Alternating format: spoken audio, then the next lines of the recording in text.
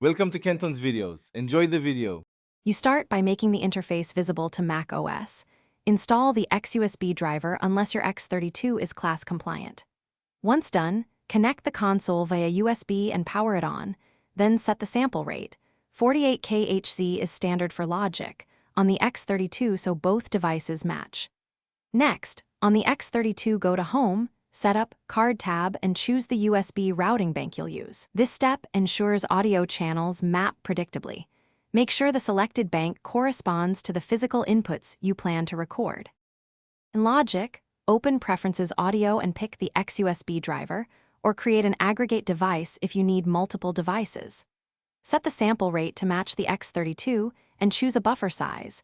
128 or 256 gives a balance between latency and stability. Now create audio tracks and assign each to the exact X32 input numbers you configured on the console. Once tracks are armed and input monitoring enabled, test signal levels and adjust preamps on the X32. This keeps gain staging. Arm your tracks in Logic and do a quick level check. Watch X32 meters and Logic's metering to set safe headroom. Hit record.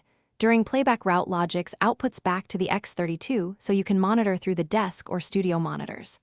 When you're done, save the X32 scene and store the Logic project as a template.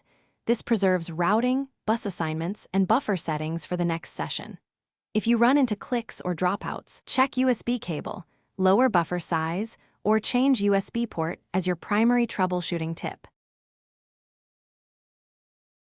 Thanks for watching. Consider subscribing if we helped you.